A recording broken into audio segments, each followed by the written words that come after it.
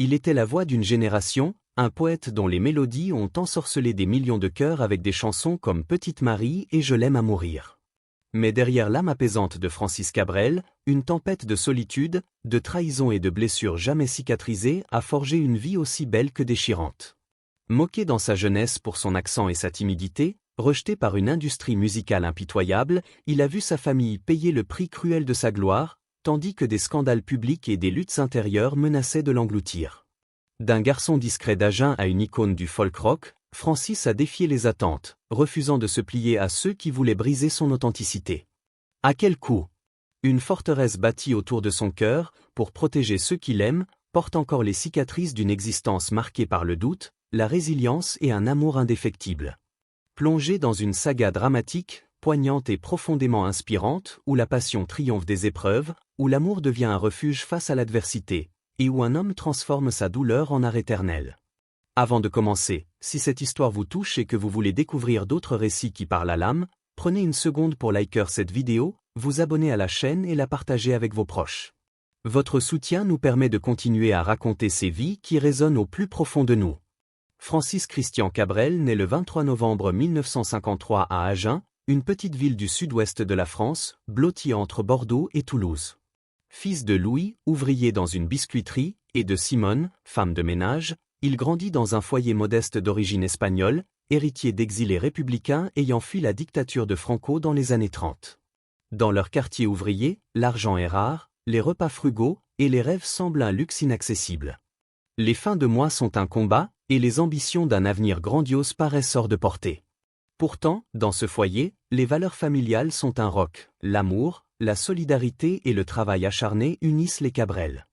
Les réunions familiales, où résonnent des chansons folkloriques espagnoles, apportent chaleur et joie, avec des cousins et oncles chantant autour d'une table simple, dans un tourbillon de mélodies douces amères. Enfant, Francis est un rêveur discret, préférant s'isoler dans sa chambre pour dessiner, lire ou écouter de la musique sur un vieux transistor cabossé.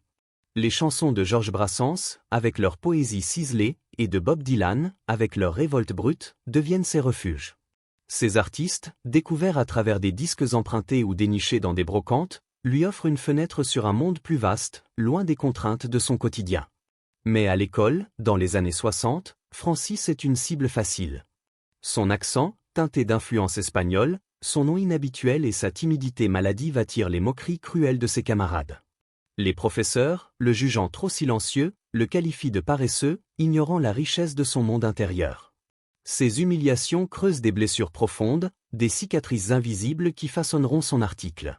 Pourtant, c'est dans cette solitude qu'il trouve sa voix, un murmure fragile qui deviendra un cri universel. À 13 ans, Francis économise chaque centime pour acheter une guitare d'occasion, un modèle usé aux cordes rouillées, mais précieux comme un trésor. Enfermé dans sa chambre, il s'entraîne sans relâche, imitant le picking de ses idoles folk, laissant ses doigts saigner sur des cordes en acier bon marché. À 15 ans, il compose sa première chanson, une ode maladroite aux peines de cœur d'un ami. Bien que naïve, cette création allume une flamme en lui, un espoir qu'un jour, sa musique pourrait toucher d'autres âmes. Ces années d'isolement, marquées par le rejet et l'introspection, plantent les graines d'un artiste qui transformera sa douleur en poésie. Au début des années 70, adolescent, Francis participe à des concours locaux à Agen, montant sur de petites scènes dans des cafés enfumés ou des fêtes de village. Mais les musiciens établis se moquent de son accent provincial, le reléguant au rang de « campagnard sans avenir ». Ces railleries, échos des brimades de son enfance, l'endurcissent. Il se plonge dans l'étude obsessive des disques de blues, apprenant les riffs de Muddy Waters, Robert Johnson et Lead Belly, tissant ses influences dans un style unique, mêlant folk français et sonorités américaines. La nuit, dans sa chambre étroite, il rêve d'un destin plus grand, même si personne, hormis lui, n'y croit. Il griffonne des paroles, des fragments de poésie, des histoires d'amour et de révolte, cherchant à capturer l'essence de ses émotions. En 1974, à 21 ans, Francis frôle l'abandon. Les maisons de disques rejettent ses maquettes, jugeant ses textes trop poétiques, sa voix trop brute, son style folk trop éloigné des tendances pop de l'époque. Ruiné, découragé, il verse son cœur dans une dernière chanson, Petite Marie, dédiée à Mariette, la femme qu'il aime depuis ses 17 ans, rencontrée lors d'une fête à Buzet-sur-Baïse. Cette chanson, née de l'amour et de la frustration, est un adieu à un rêve qu'il croit perdu. Mais le destin en décide autrement. Par un miracle, Petite Marie est diffusée sur Sud Radio, et le public tombe instantanément amoureux de sa sincérité déchirante. En quelques semaines, la chanson envahit les ondes, sauvant Francis du gouffre. Pourtant, le succès n'est pas une ligne droite. Lors d'un showcase à Paris, il échoue si spectaculairement qu'il envisage de tout quitter. Abattu, il fait ses valises, convaincu que la musique n'est pas pour lui. Une nuit, dans une cage d'escalier d'un hôtel parisien, il joue seul à 3 heures du matin, laissant sa voix porter sa douleur. Un producteur, logé dans le même hôtel, l'entend par hasard, bouleversé, lui offre une nouvelle chance. Ce moment change tout. À la fin des années 70, Petite Marie et son premier album, Les Murs de Poussière, 1977, font de Francis Cabrel une voix authentique, un troubadour moderne qui touche la France entière. Ses chansons, empreintes de poésie et de simplicité, parlent d'amour, de nature et de justice, résonnant avec un public assoiffé d'honnêteté. Dans les années 80, Francis devient une figure incontournable du folk rock français. Des titres comme L'encre de tes yeux, 1980, et Je l'aime à mourir, 1980, capturent des millions de cœurs, mais l'industrie musicale cherche à le modeler. On lui demande d'édulcorer ses textes, de chanter en playback, de se conformer aux attentes commerciales. Francis refuse catégoriquement. En 1980, il quitte le plateau d'une grande émission télévisée imposant le playback, un acte de rébellion qui choque les producteurs. Une autre fois, il s'oppose violemment à un influent producteur voulant réécrire ses paroles, au prix de diffusion radio limitée. Ses choix, courageux mais coûteux, forgent sa légende, mais creusent des blessures. Les moqueries de son enfance, les rejets des maisons de disques, résonnent encore, le poussant à protéger son intégrité à tout prix. En 1994, la corrida, une dénonciation poétique et cinglante de la tauromachie, déclenche un scandale national. Dans le sud de la France, où la corrida est une tradition, des radios boycottent le titre, des fans brûlent ses disques sur les places publiques, et Francis devient une cible. Les critiques l'accusent d'attaquer la culture française, et les menaces affluent. Pour beaucoup d'artistes, une telle polémique aurait conduit à des excuses ou un retrait. Pas Francis. Fidèle à ses convictions, il tient bon, refusant de renier ses paroles. La corrida révèle un rebelle déguisé en romantique, un homme dont les chansons, souvent des protestations subtiles cachées dans des ballades, avaient échappé aux censeurs pendant des années. Ce courage le distingue, mais le marginalise.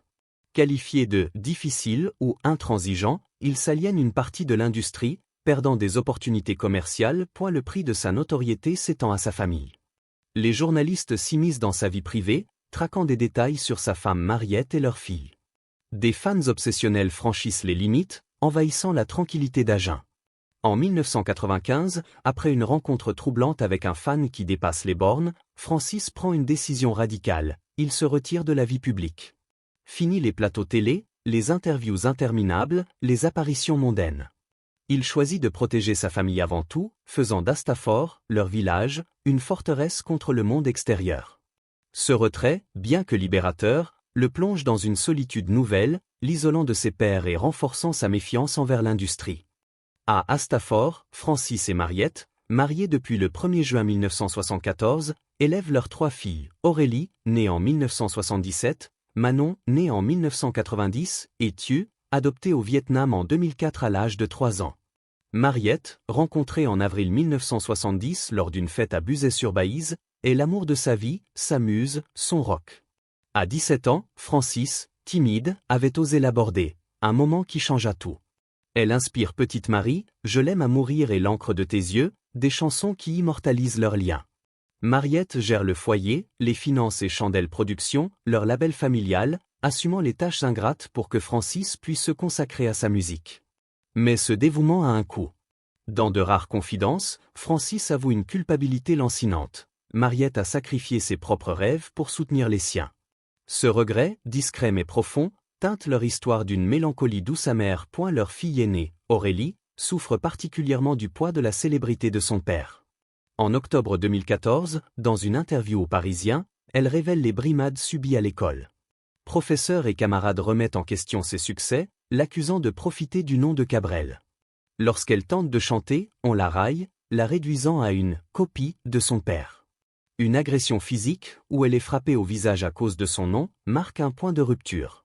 Ces humiliations laissent des cicatrices durables. Francis, père protecteur, avait tout fait pour préserver ses filles, limitant leur exposition médiatique et les élevant dans un cocon à Hastafor. Mais la célébrité s'infiltre partout, même dans une école de village. Aurélie abandonne la musique pour gérer le square, l'hôtel-restaurant familial, trouvant la paix loin des projecteurs. Francis admire sa résilience, mais ce choix est une victoire amère. Il se reproche de n'avoir pas pu protéger sa fille, une douleur qui le hante. Ce paradoxe, un artiste inspirant des millions, mais incapable d'épargner à son enfant les cruautés du monde, est une blessure qu'aucun succès ne peut effacer. Manon et Tu, plus jeunes, portent aussi l'héritage de leur père, un mélange de fierté et de pression. Manon, discrète, choisit une vie loin des feux de la rampe, tandis que Tu, adopté dans un élan d'amour, grandit dans un foyer soudé mais marqué par les attentes extérieures. Francis regarde ses filles tracer leur chemin, conscient que son nom leur ouvre des portes, mais leur impose aussi des chaînes invisibles. Cette tension, entre l'amour qu'il leur porte et le fardeau qu'il leur transmet, est une lutte intérieure qu'il affronte en silence. Dans les années 2000, Francis achète un domaine à Hastafor, une ferme centenaire entourée d'un vignoble. Il transforme une grange en pierre datant des années 1850 en un studio d'enregistrement, surnommé « éphémère », pour ses cloisons démontables, bien qu'il devienne son bunker créatif permanent. Là, il enregistre des albums comme Les Beaux Dégâts, 2004, Des Roses et des Orties, 2008, et À l'Aube revenant, 2020, insufflant sa poésie dans des mélodies intemporelles. Le vignoble, géré avec son frère Philippe, produit 40 000 bouteilles de vin bio par an sous le nom Le Brûlois. Ces vendanges, célébrées dans des chansons comme Octobre ou Automne, reconnectent Francis à la nature, mais elles ravivent aussi des douleurs physiques. Les maux de dos, exacerbés par le travail manuel, lui rappellent cruellement le passage du temps. En 2018, le Troubadour Tour le ramène sur scène, dans des festivals estivaux où son public, fidèle, chante chaque mot. Mais à chaque retour à Hastafor, il cherche le silence, fuyant les foules, les interviews et les attentes incessantes. La mort de son ami Roger Louret, metteur en scène, emporté par une maladie foudroyante en janvier 2023, accentue sa solitude. Francis, toujours marqué par une timidité profonde, se méfie du monde extérieur, se repliant sur Mariette, ses filles et un cercle d'amis intimes. Ses chansons célèbrent l'amour et la connexion, mais l'homme, blessé par des décennies de jugement, protège son cœur derrière les murs de son domaine.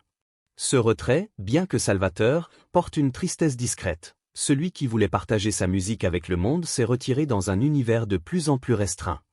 Mariette reste l'encre de Francis, sa compagne depuis plus de 50 ans. Leur rencontre en 1970, lors d'une fête à Buzet-sur-Baïse, est un moment gravé dans son cœur. À 17 ans, bravant sa timidité, il l'aborde, et ce geste change sa vie. Leur mariage en 1974 scelle un lien indéfectible, immortalisé dans des chansons comme Petite Marie, Je l'aime à mourir et L'encre de tes yeux.